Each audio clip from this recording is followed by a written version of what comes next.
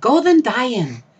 It is so great to see all of you here at the 2013 Icelandic National League of North America Convention. Coming together, preserving our Icelandic heritage and celebrating our love of Iceland. We love the country, the stories, the history, the pannukakkur. Yes, Iceland. We love her. Even before we set our sights on the land of our ancestors, we feel that pull towards home. As the 2012 International Visits Program representative, I was asked to share the stories of the Icelanders in the U.S. I also included our many initiatives and organizations that we share on both sides of the border. I will share bits of my presentation, the reaction of my audience, my thoughts about the tour, and how all of us here today are contributing to the important mission of preserving our Icelandic heritage. Like it says in this photo, our past shapes our lives and makes us the people we are today.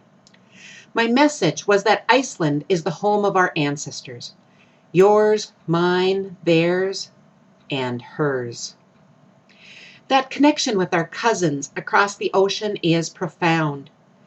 Even though our ancestors left their beloved homeland, they did not leave behind their heritage, their memories of home, or their love of Iceland. The International Visits Program is just one tiny piece in all the many things we do to keep the bond strong between North America and Iceland. The people that came to my presentations in Iceland last year enjoyed the many photos on the screen, and you will see some of them today, in addition to many photos from the tour. These photos paint a moving story about the Icelanders in North America. I shared stories about how the pioneers believed that leaving was their best option. Sometimes their only option. They had to go. They had to leave behind everything that they ever knew and had to work hard to succeed in North America. I grew up in an Icelandic community, and my entire life I knew I was Icelandic. I knew there was a land far away where my Amma and Avi's parents had been born, but they had all left for America. As a little girl, I learned that we are descended from Vikings and kings and queens. Well, my imagination went wild. They told us there were mountains up to the sky, which, coming from the flat North Dakota prairie, a huge mountain seemed a lot harder to imagine than Vikings. They told us there were giant waterfalls and magical meadows filled with special sheep, and a unique horse called a hester. Every once in a while, when something went awry, we learned about those pesky huldafolk. They told us about the fiery volcanoes and the ash and the lava that ruined their farms. We heard about how they had to leave their homeland on big ships across a stormy sea, and they could never see their beautiful Iceland again. The main point of my presentation was to show the people of Iceland how we are keeping our heritage alive. I talked about our Icelandic clubs, the Icelandic National League, the Lögberg Heimskringla, the Snorri programs, the many monuments throughout America dedicated to our Icelandic heritage, our traditions, churches, and Icelandic events that we are preserving through generations, like our Thorablots, June 17th celebrations, the Dús, I told them about authors and artists and musicians and boxelder bug days and the various Leif Erikson statues and the many memorials. I told of settlement stories of the various American communities and more. During the 24-day IVP tour, I did 12 presentations. Here's a map with the route highlighted in purple. My first stop was in Reykjavik and the big event called Culture Night, Menningarnótt. I was part of the Nordic events at City Hall on the northern shore of Lake Tjörnin, the pond in downtown Reykjavik. Many people attended this event, including North America's 2011 IVP Mats Wiblande and 2012 IVP Vidar Hreinsson. The goldsmith for my Icelandic jewelry, Dora, Almar and Annabjörg, and Susan Atwood from Seattle, plus many more. The sculptor Jon Adolf was in the audience. He was surprised and happy to see I included his upcoming visit along with Tryggvi to the Norsk Hostfest about 1 month later. By the way, they both won very prestigious awards at the Hostfest, and now they're here with us in Seattle. I hope all of you can take the time to go upstairs to see their awesome work. My second stop was along the southern coast at Eyrarbakki and the Húsið, which is one of Iceland's oldest buildings, built in 1765. It made me so happy that Atli, Þrúður, Almar, and Annabjörg, plus their families, drove down to Eyrarbakki and we had dinner afterwards. At each location in Iceland, I incorporated different stories that related to their specific area. So in Eyrarbakki, I talked about Guðmundur Thorgrímsson, the merchant of Eyrarbakki, who was a great supporter of immigration. His son is one of my very favorite pioneers, Reverend Hans Thorgrímsson, the famous pioneer pastor who formed the Icelandic Lutheran Synod in North America, and he led the people to build many North Dakota churches. And my favorites are the historic Víkur Church in Mountain, the Garder Pioneer Church, the Hulsen Church, now at the Icelandic State Park, and Þingvalla, my home church that burned in a tragic accidental fire in 2003. I designed 5 storyboard panels to help tell the story about the Icelanders in the Þingvalla area and worked to get a 7-foot bronze replica of the Thorvaldsson statue that our ancestors had chosen to grace the altar. You can see it burning through the church window in this photo. This is what the memorial site looks like today in the prairie garden, and with the flags on pioneer graves during the Deuce. This is the burial location of Káin Julius. Jonas Thor and other tour leaders love to bring the Icelanders here, recite Káin's poetry, and then give him a toast. Skál, Káin. At Eyrarbakki, as in most of the locations, the venue was smaller and felt more personal than in Reykjavik. The audience was so much nearer to me, and it felt like I was telling a story to good friends. During, and especially towards the end, many people in the audience were crying. And at the very end, I couldn't hold it together any longer, and I cried too. After that presentation, Atli mischievously said, "Sunna mín, don't you know? Icelanders do not cry." Well, that was a little tongue-in-cheek, because there was barely a dry eye in that beautiful historic home. The energy and camaraderie in the room and in subsequent presentations, indescribable.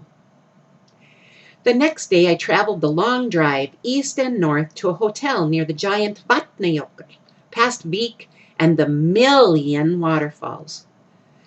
The weather became more and more stormy. By the time I arrived at the glacier lagoon, it was windy, cold, and a little drizzly. I really wanted to walk down to the ocean and get some photos of the giant icebergs on the shore. Too bad it was kind of gray and misty. But, like Mother always would say, "You won't melt. You aren't made of sugar, you know." So I grabbed my coat and took off towards the ocean. But then it started raining. And then sleeting. Sideways. So I started back towards the car, reached into my pocket to check my trusty phone, and it wasn't there. I checked all my pockets. Nowhere. I must have left it in the car.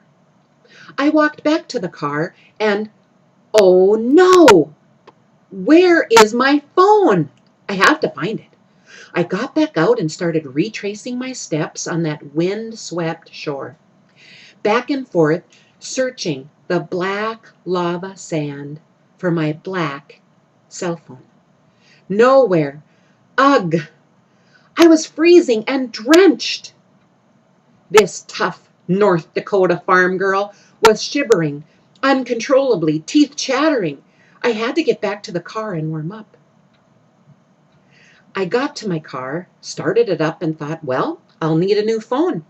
I grabbed dry clothes out of the back seat, wrangled out of the wet layers, and was sitting in the car with just my underwear on. Don't worry, no one else was around when I realized my cell phone, my lifeline to the world, I had put it into my bra. So relieved. My next presentations were all along the northeast coast, Eilstaðir, Vopnafjörður, and Húsavík, places where huge percentages of Icelanders left for America. By the way, the weather never did improve much, and those of you that have driven that eastern mountain range know that the roads are treacherous even in good weather. Good thing I'm a tough farm girl. Sure wish I would have had my SUV though. Most of the audiences were very interactive with many questions. Surprisingly, I would stay for a long time afterwards discussing the Western Icelanders.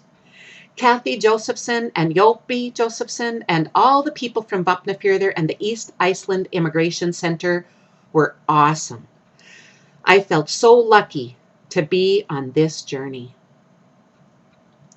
The next day, Kathy took me on a day-long tour of the Langanes Peninsula, way in the northeast corner of the country, and the home of my Gestsson ancestors. We visited with an old man who spoke only Icelandic. I handed him a paper that showed my Gestsson lineage.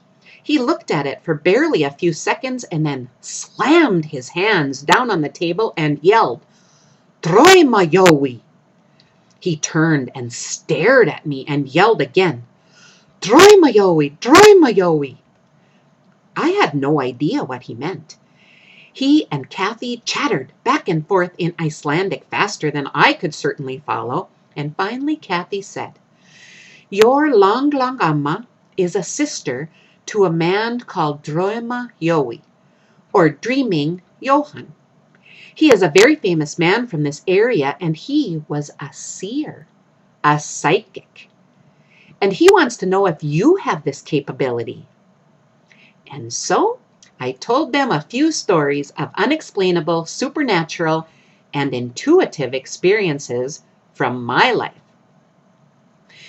It was a huge find getting the information about my ancestors, visiting that remote farm, and learning more about the history of our family. That night, as I drove alone from Langanesi to Akureyri, my thoughts were swirling to be here 130 years after they last viewed their homeland. The fifth presentation was in Húsavík, and there was a full house. I met some long-time email and Facebook friends there.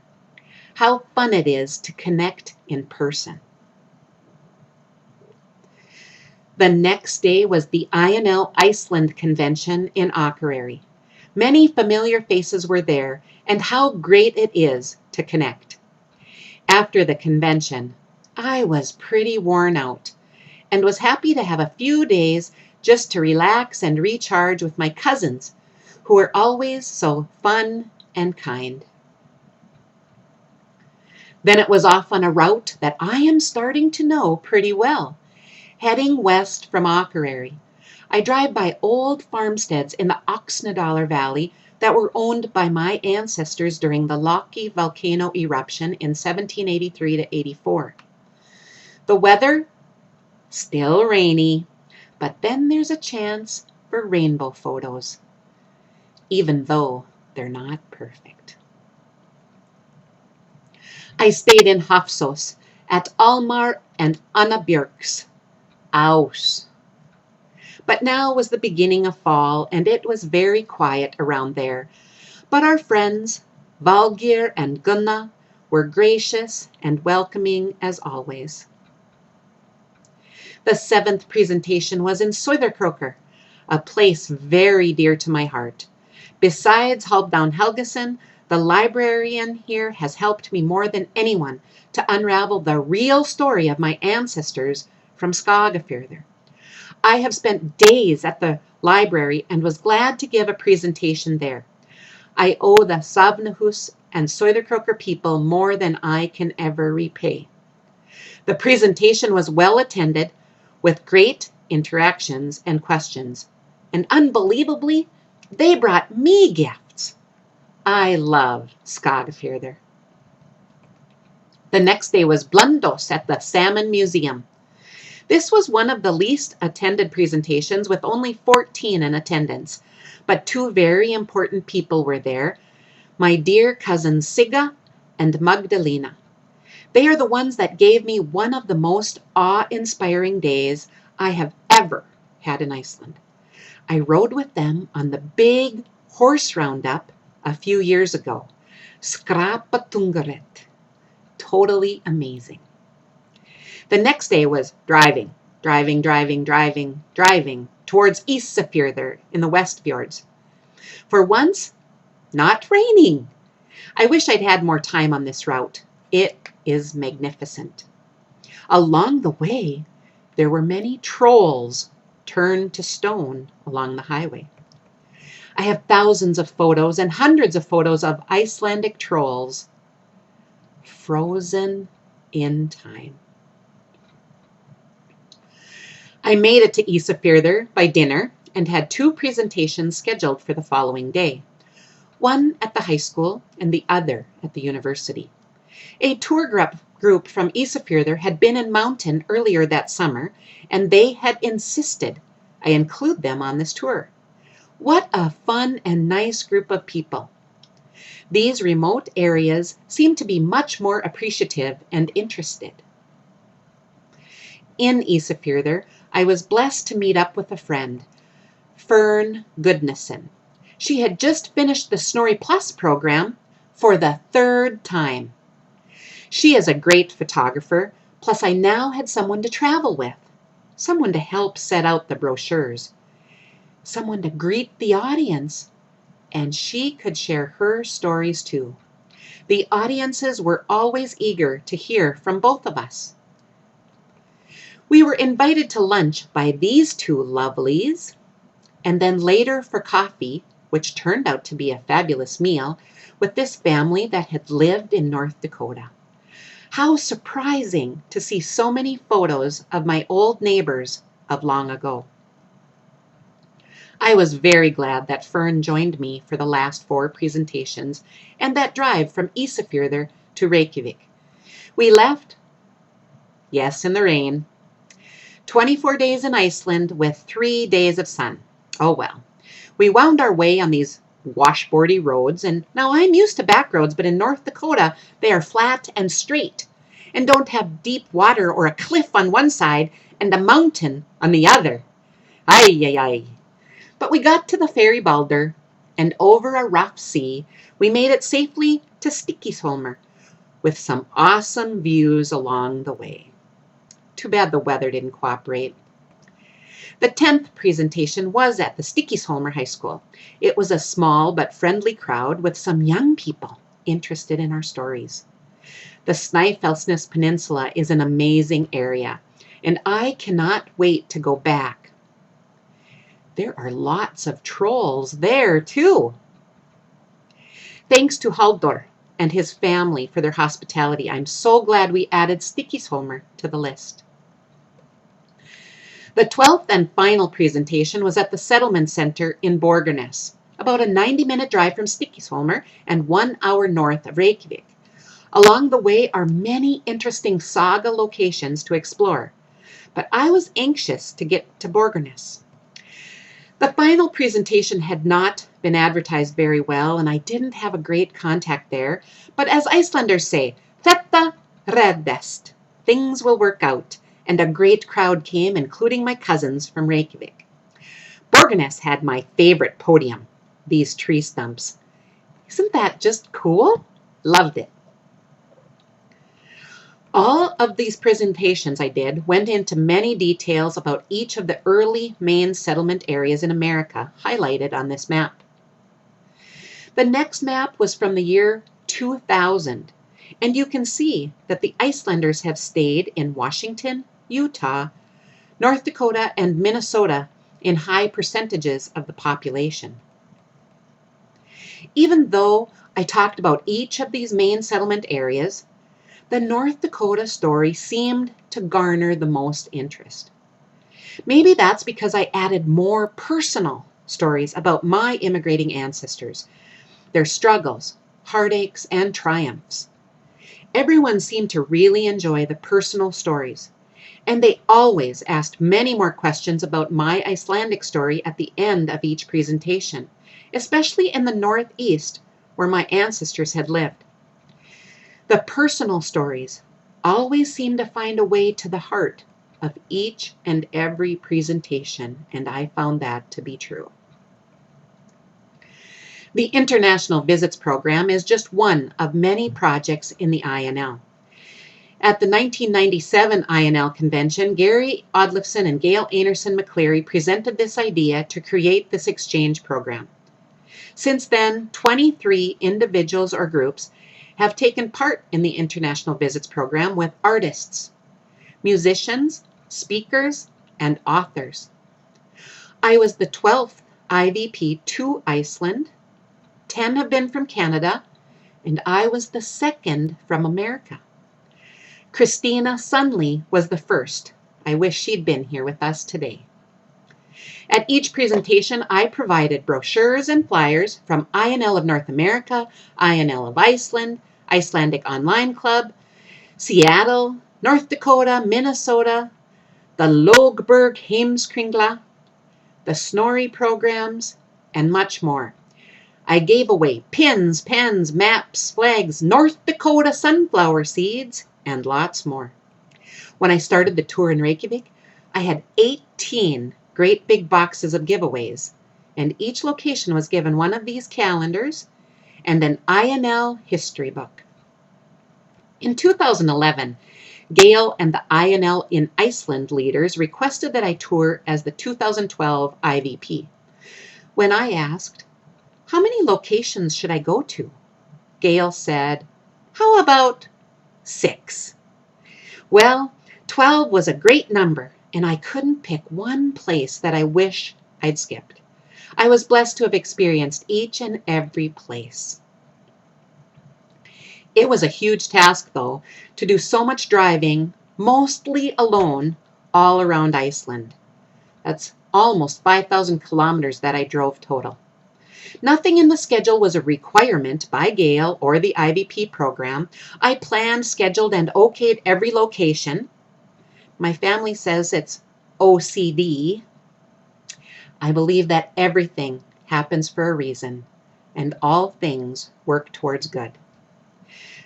Speaking of my family, a big thanks to them, especially Jeff, my husband, even though this is the t-shirt that he likes to wear.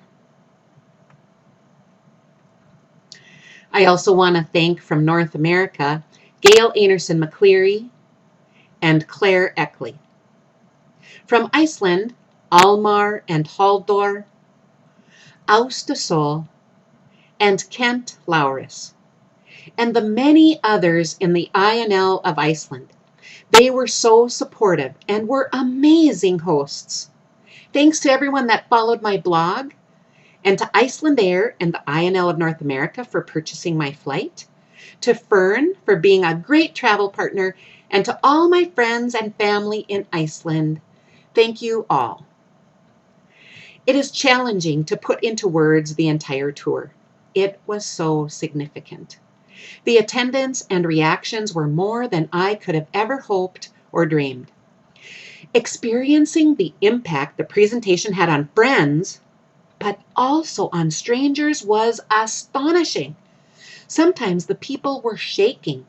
They were crying so hard. I asked my cousins why so many people had cried.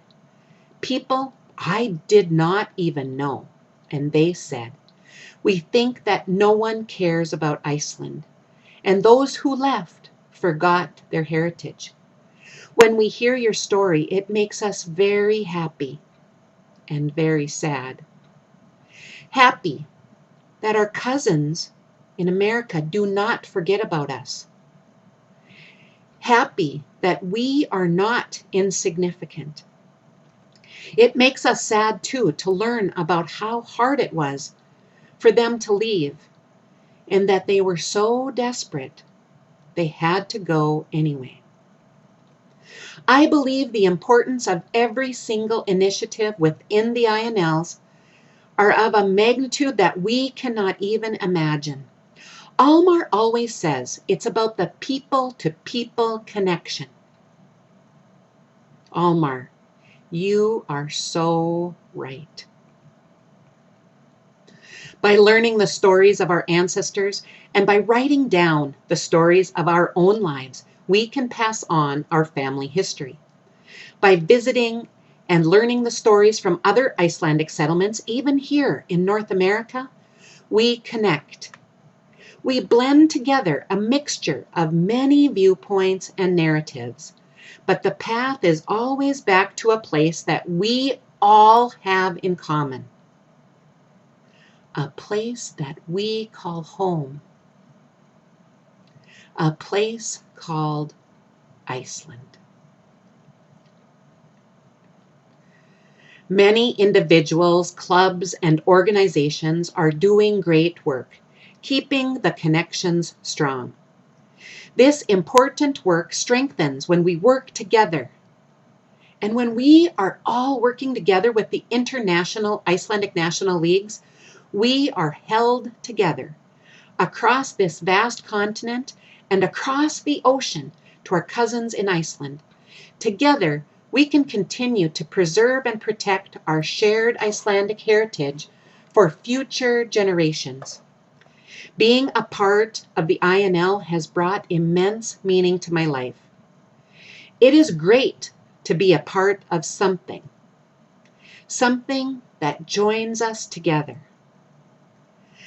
Not many will ever take on a tour like this international visits program where I just got back from, but each and every one of you, all of you, are vital. There's so many directions we can take to promote and preserve our heritage, and some ideas haven't even been conceived yet. Can you think of a new program? Can you help with a program already in place? Icelanders and their families now live all across the world, and some without access to an Icelandic club. A new initiative to keep far-flung Icelanders connected was started a year ago by the INL. It is called the Icelandic Online Club. The president is from Texas with Utah roots. Angel is very involved and keeps us engaged with many interesting topics. I belong to other Icelandic clubs, but also to this online club. It has some very fascinating people, and we have lively discussions online about everything Icelandic. There are people from all across the world that have joined. Even if you belong to your local club, you or anyone you know can also join us on the Icelandic Online Club. Another fantastic set of programs already in place are the Snorri programs. Two amazing young women, Mallory and Julie, have recently taken part in the Snorri program, and they have changed. They had amazing adventures in Iceland. I want to do a special thanks to Steve and Rosemary Guttormson with the Guttormson Family Foundation. They give scholarships each year to young people from America, like Mallory and Julie, that are going on the Snorri program. Thanks to all the people that support the Snorri and Snorri Plus in Iceland and the Snorri West program here in North America. They are all amazing. The only bad thing about these programs is that we feel so sad when we have to leave. Thank you, Austasol, for everything.